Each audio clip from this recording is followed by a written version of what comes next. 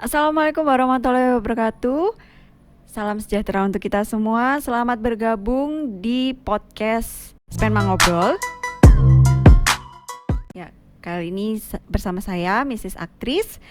Di sini kita akan ngobrol tentang sebuah topik yang mungkin sudah kalian tunggu-tunggu kejelasannya, yang sudah kalian tunggu-tunggu kapan nih gitu. Setelah sekian lama ya, setelah kurang lebih mungkin 1 tahun kalian menjadi hamba online ya.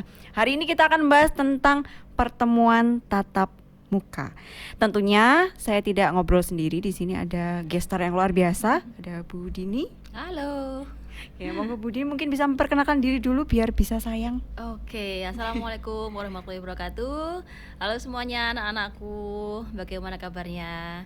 Sehat-sehat semuanya ya? Sudah bosan di rumah kayaknya nih. 1 tahun. 1 tahun, iya. Oke, jadi Bu Dini ini adalah waka kurikulum di sekolah kita tercinta. Beliau juga guru bahasa Inggris ya Bu? Yes. Ngajar kelas 9 dan kelas 8. Kelas 9 dan kelas 8 pastinya kenal dengan Bu Dini ya.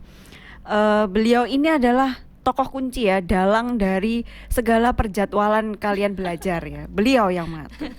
Oke Bu Dini, ngobrol tentang pembelajaran jarak jauh nih, pembelajaran online. Bagaimana sih kesan Bu Dini setelah menjalani PJJ selama kurang lebih 1 tahun ini? Iya, PJJ selama 1 tahun. Luar biasa ya. Yeah. Itu kata kuncinya, Luar biasa. Jadi tapi kalau saya mungkin kita bisa melihat ini ya, ada positif dan negatifnya, Ya, benar impactnya. Tapi kita ambil hikmahnya saja, bahwa kita itu seakan dipaksa untuk meloncat yang tinggi, baik dari segi dari Bapak Ibu guru maupun dari siswa. Jadi yang dulu kita belajar konvensional ya, di kelas anak-anak itu terbatas di 4 dindingnya kelas. Sekarang merasakan bebasnya belajar. Bebas Merdeka belajar. Merdeka belajar, betul. Dan merdeka tidak belajar. Iya, karena di rumah. Jadi begini, kalau dari segi Bapak Ibu guru ya, banyak sekali manfaatnya, walaupun negatifnya juga ada. Yang jelas kalau dulu Bapak Ibu guru mungkin ada beberapa 1-2 yang tidak terlalu paham dengan teknologi. Nah, sekarang seakan-akan dipaksa, dan akhirnya sekarang sudah pada pinter. Jadi yang dulu nggak tahu apa itu namanya kelas virtual, ya kemudian bagaimana cara membuat video, bagaimana cara membuat animasi, sekarang udah pada pinter semua. Ya, demikian juga dengan siswa. Yang dulu tahunya hanya sosial media ya, HP hanya digunakan hanya itu saja. Nah, sekarang mereka tahu bahwa mereka bisa belajar macam-macam, menggunakan berbagai macam aplikasi. Kemudian juga bagaimana cara mencari informasi, bagaimana mereka menyaring dan memanfaatkan informasi yang ada, seperti itu. Demikian juga dengan ini cara belajar. Ada perbedaan yang sangat luar biasa dari cara belajar sebelum PJJ dan saat PJJ. Sebelum PJJ mungkin kebanyakan mayoritas ya siswa itu seperti disuapi. Oh iya, pasif ya? Iya, pasif. Mungkin ada sebagian seperti itu. Jadi tahunya apa yang diberitahu oleh Bapak Ibu guru begitu saja. Tapi kalau sekarang, nah Bapak Ibu gurunya kita memfasilitasi ya, kita mancing-mancing tuh. Iya. Ya, mancing-mancing. Nah, mereka bisa cari informasi sendiri. Jadi seperti itu sebetulnya peran guru.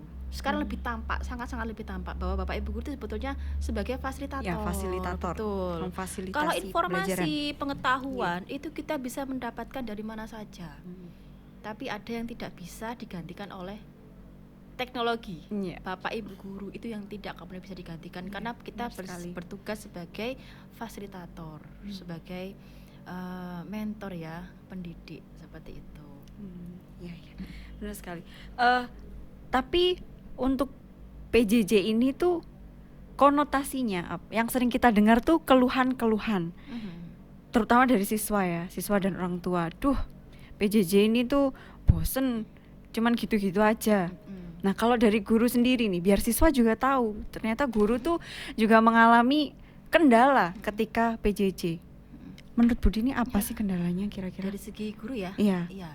Dari segi guru yang pertama yang jelas itu dari segi penguasaan teknologi. Jadi seperti yang saya bilang di awal ya, bahwa kita dipaksa. Jadi di awal-awal itu kita langsung melakukan pelatihan dan lain sebagainya, dan itu kan tidak mudah untuk semua guru. Benar sekali. Ada proses. Contoh lagi, ketika Bapak Ibu guru perlu membuat video pembelajaran, ya, atau kita mau ini menjelaskan menggunakan PowerPoint dengan ada gurunya dan sebagainya, it takes time. Ya kan, kita membuat video waktu. itu juga tidak 1 jam jadi. Iya, benar sekali. Ya, terkadang kita buat pembukaan saja, opening assalamualaikum, waalaikumsalam dan sebagainya, salah. Retake lagi. Retake lagi dan seterusnya. Jadi memang bagi Bapak Ibu guru juga tidak mudah. Iya.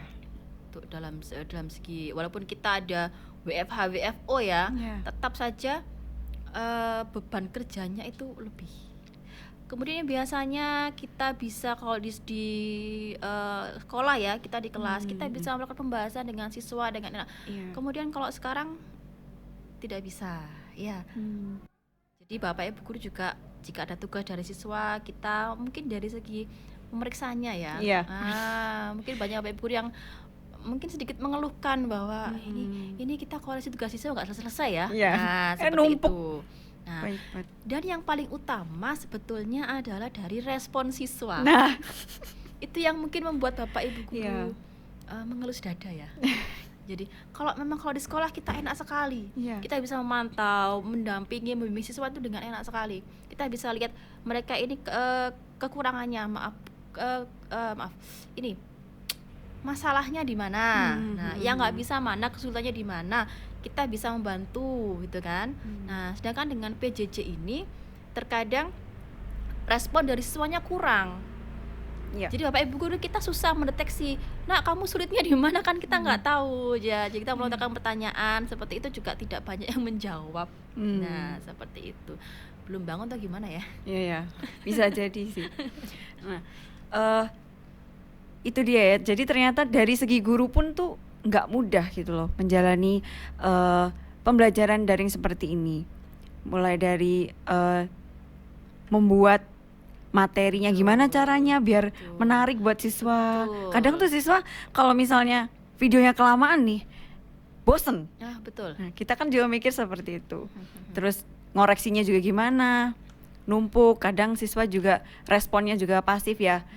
Ya kita tidak bisa memungkiri ya, mungkin dari koneksi data mungkin ada gangguan atau seperti apa. Kita juga maklum sebenarnya. Jadi sama-sama susah gitu. Ini sih Miss ya, terkadang yang bikin kita agak menangis itu kalau Bapak Ibu guru sudah menyiapkan materi, kemudian apalagi yang kita buat video ya, kemudian kita upload ke YouTube kan, biar anak mengakses juga lebih mudah. Kemudian kita lihat view-nya.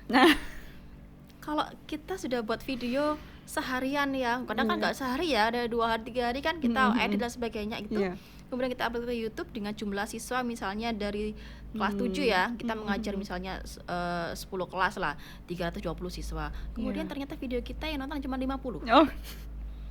Ya benar banget.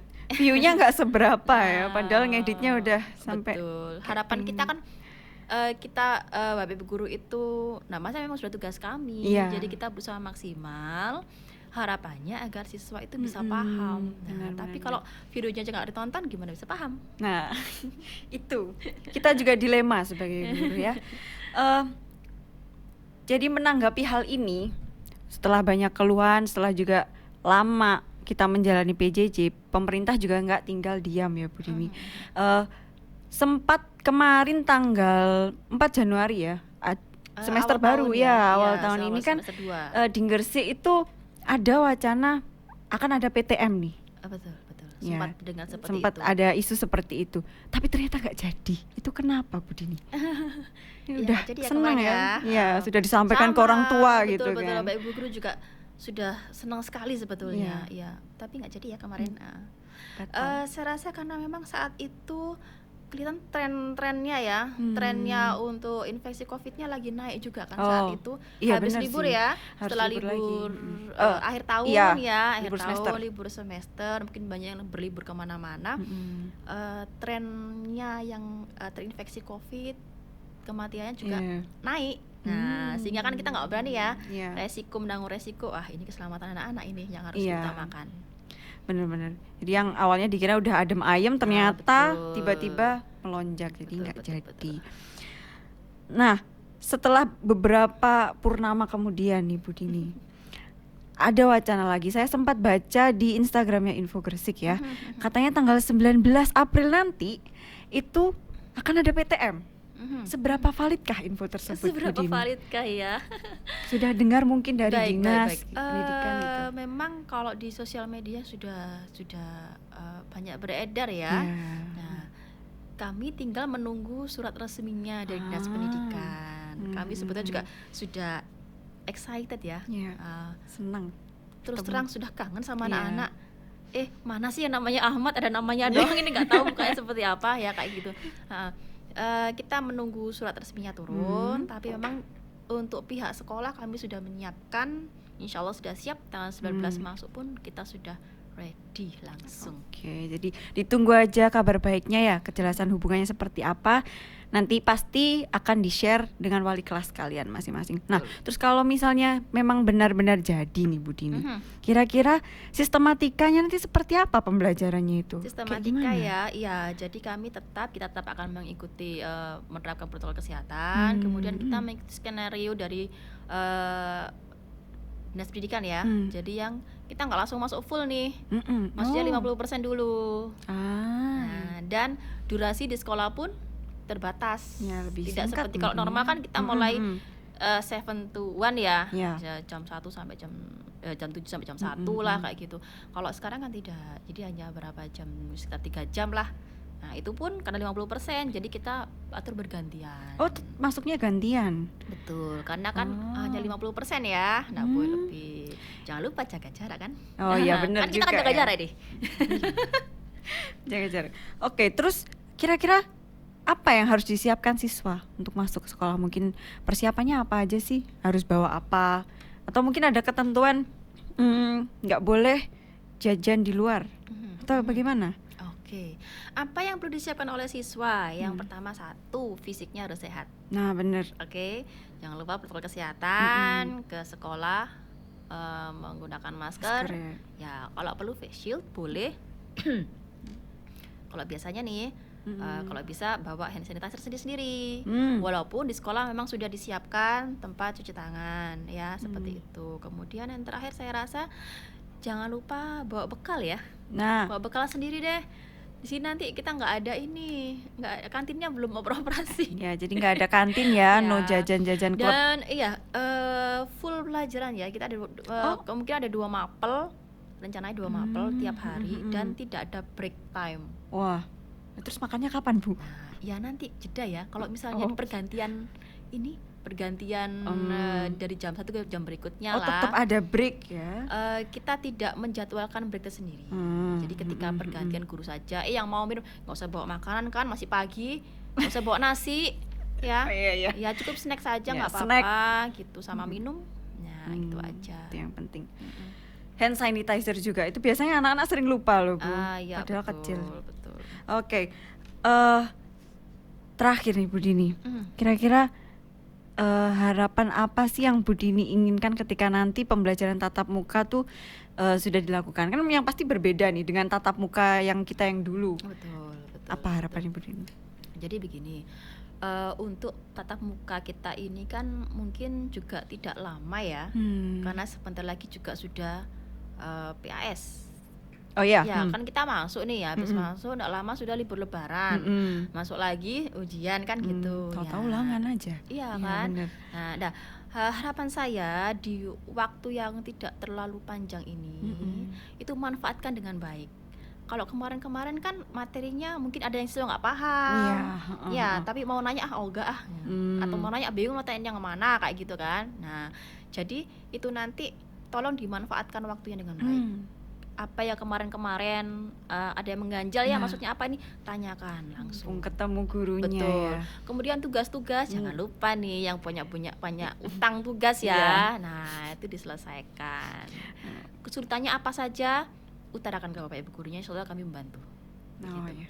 Iya. Ya benar. Jadi intinya kalau nanti misalnya memang jadi masuk, manfaatkan kesempatan itu untuk bertanya ya sama gurunya. Mumpung ketemu gurunya. Kalian kan tadi ngeluhnya kalau misalnya PJJ kan nggak paham nih apa. Nah, mumpung masuk nanti kalau misalnya masuk nih ya, kalian harus manfaatkan kesempatan itu untuk menanyakan materi yang tidak kalian paham.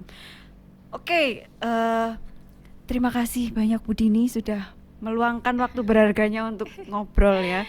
Sama-sama Miss Aktris. Oke, terima kasih juga yang sudah bergabung.